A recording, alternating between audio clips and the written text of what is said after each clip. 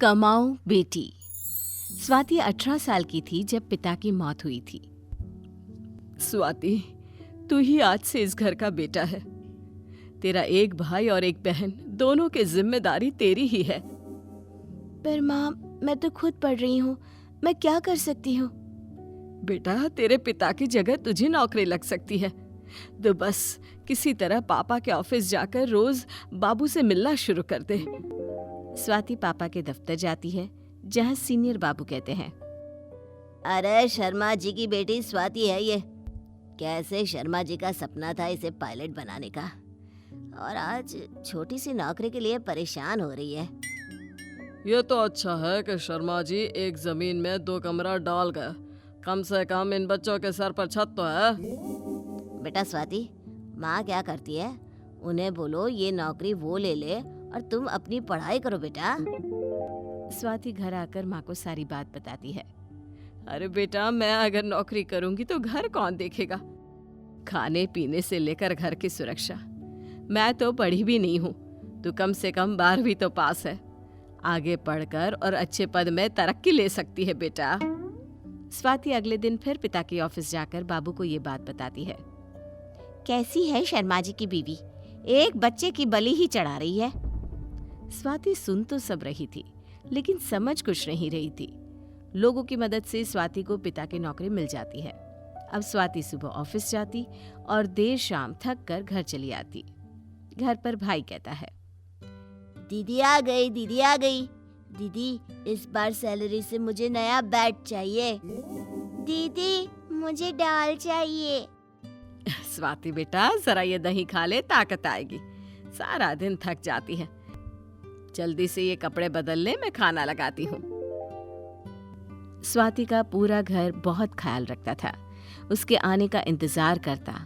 उसकी सैलरी से घर भी ठीक चल रहा था। धीरे धीरे दोनों भाई बहन बड़े होने लगते हैं। तभी एक रोज जब स्वाति घर पर नहीं थी, तो उनके घर की बेल बजती है। सामने खड़ी होती है पड़ोसन। अरे आइए आइए बहन, कैसे आना हुआ? बैठिए ना। आप लोगों का संघर्ष देखा नहीं जाता। अब तो आपका बेटा भी कमाने लायक हो रहा है। हाँ बहन जी, साल 6 महीने में कहीं ना कहीं तो लग ही जाएगा।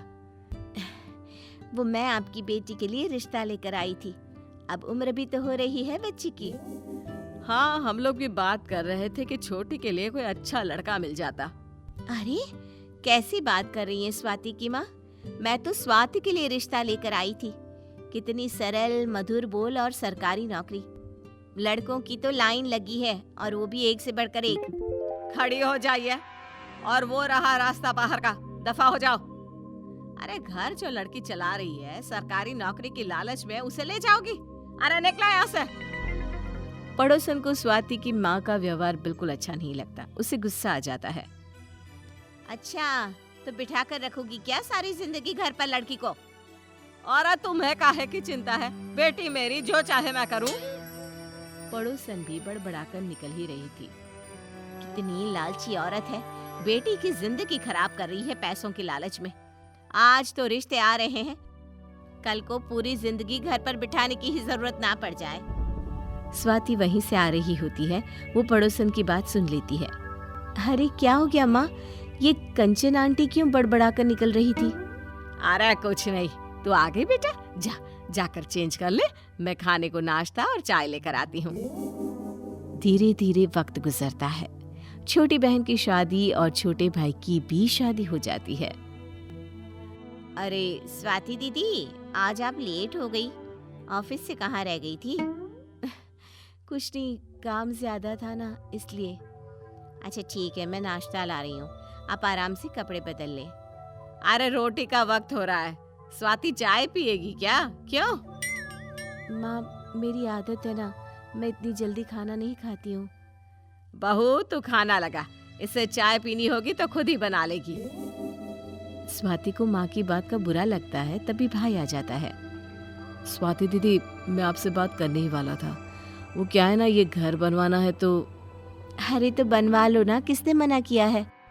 अरे कैसे बनवाएगा? पैसे किसके पास है? वो बेचारा जो कमाता है वो तो घर गृहस्थी में लग जाता है। तू तो लोन ले सकती है ना बेटा। ठीक है, मैं कल बात करती हूँ बैंक वालों से। स्वाति अपनी सैलरी में लोन लेकर घर बनवाती। स्वाति की सारी जिम्मेदारियां जो माँ ने उसके लिए रखी थी वो धीरे धीरे खत्म हो गई होती है और घर में उसकी कीमत भी खत्म हो चुकी होती है। क्या है स्वाति, ये पूरा कमरा घेर कर रहती है? मैं तो कहती हूँ तू मेरे कमरे में शिफ्ट हो जा, तेरे कमरे को गेस्ट रूम बना देते हैं। स्वाति को बहुत बुरा लगता है। वो सोचती है कि माँ का व्यवहार ऐसे कैसे बदल सकता है। नहीं माँ, मैं अपना कमरा नहीं छोड़ूंगी, मेरी भी तो प्राइवेसी होती है।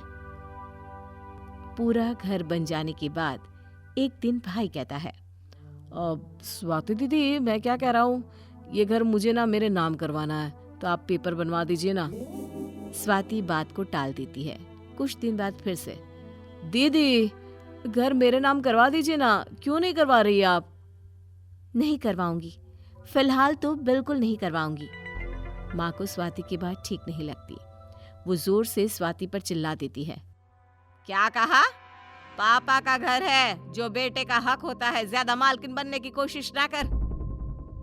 स्वाति को माँ की बात पर रोना आ जाता है। माँ तू भूल गई, लेकिन तूने ही तो पापा के जाने के बाद कहा था कि मैं तेरा बेटा हूँ। वाह माँ वाह, घर की सारी जिम्मेदारियां बेटी की और प्रॉपर्टी का हक बेटे का। इस घर में जब तक मेरे नाम पर लोन है किसी को ट्रांसफर नहीं हो सकता। बस यही बात थी कि मैं पेपर नहीं दे सकती थी, लेकिन माँ मैंने आज ये समझ लिया कि तूने मुझे कभी बच्चों का प्यार नहीं दिया। मैं कल ही ये घर छोड़कर चली जाऊंगी। अगले रोज स्वाति अपना बैग पैक करके जा रही होती है कि उसकी भाभी उसे रोक लेती है।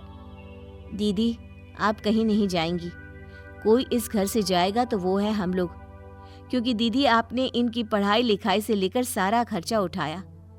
ये घर को पूरा करने पर भी आप ही सारा खर्चा कर रही हैं, तो इस घर से हम जाएंगे। स्वाति की माँ की आंखों में भी घर छोड़कर जाती बेटी को देखकर आंसू आ जाते हैं। तभी भाई स्वाति के पैर पकड़ लेता है। दीदी गलती की हम लोगों ने, आप चाहती तो कब की शादी कर लेती, लेकिन नहीं, आपने हम लोगों के आगे अपनी खुशी नहीं देखी, अपना खुद का परिवार नहीं देखा। हमें माफ कर दे दीदी, कुछ नहीं चाहिए मुझे सिर्फ मेरी दीदी चाहिए। स्वाति भाभी को गले लगा लेती है। कौन कहता है कि भाभी माँ नहीं बन सकती? तुमने तो मुझे मेरी माँ से भी बहुत ज्यादा समझा। मैं तुम्हारे साथ ही रहूंगी हमेशा।